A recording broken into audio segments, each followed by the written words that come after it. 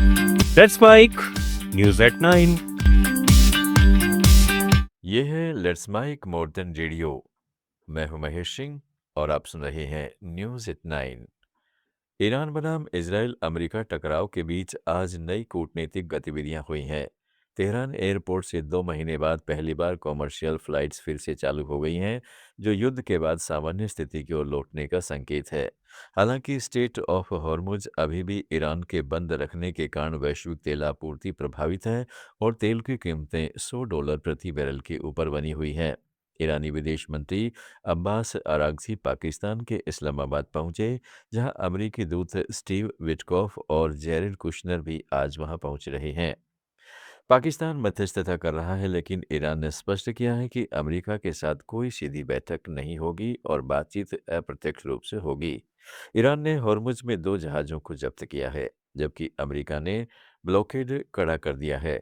दोनों पक्ष शर्तें रख रहे हैं। अमेरिका ईरान से यूरेनियम समर्पण और हॉर्मुज खोलने की मांग कर रहा है, जबकि ईरान ब्लॉकेड हटाने और मुआवजे की बात कर रहा है। पाकिस्तानी मध्यस्थ सतर्क आशावाद जता रहे हैं, लेकिन दोनों तरफ से सैन्य तैयारियों और जहाज़ों की जब्ती जारी है, जिससे पूर्ण शांति अभी दूर नजर आ रही है। इसराइल ने भारत के उत्तर पूर्व से मणिपुर के खोए हुए कबीले बनी मेनाशे समुदाय को वापस लाने का बड़ा अभियान शुरू कर दिया है। इसे ऑपरेशन विंग्स ऑफ डॉन नाम दिया गया है।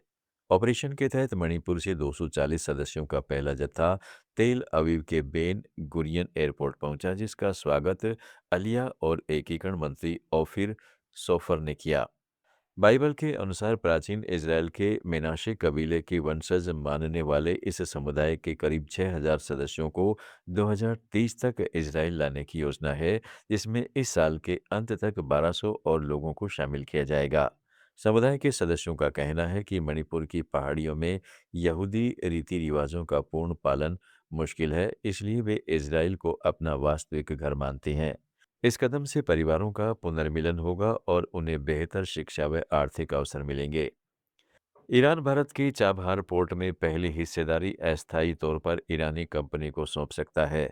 ब्लूमबर्ग की रिपोर्ट के मुताबिक यह कदम अमेरिकी प्रतिबंधों से मिली छूट खत्म होने के बाद भी काम जारी रखने के लिए उठाया जा सकता है।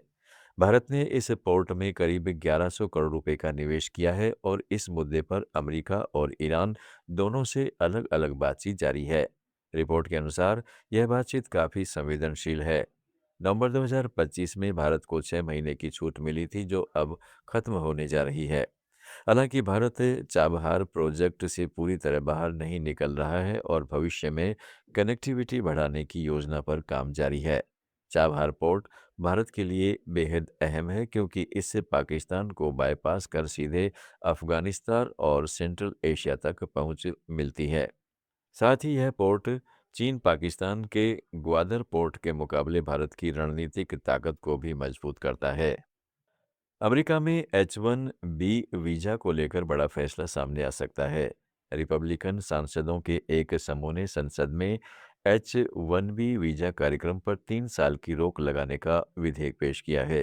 एरिजोना के सांसद अली करेन द्वारा पेश इस बिल को कई रिपब्लिकन नेताओं का समर्थन मिला है। उनका कहना है कि इस वीजा का दुरुपयोग कर कम वेतन पर विदेशी कर्मचारियों को लाया जा रहा है, जिससे अमेरिकी नागरिकों की नौकरियां प्रभावित हो रही हैं।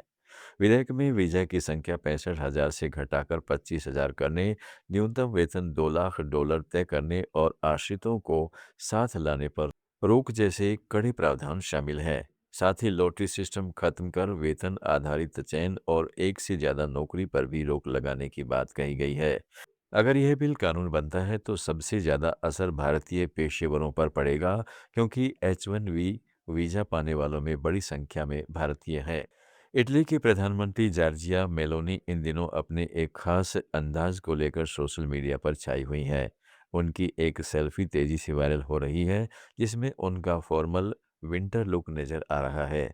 चारकोल ब्लेजर और वेज आउटफिट के साथ मेलोनी ने जो झुमके पहने हैं, वही सबसे ज्यादा चर्चा में है।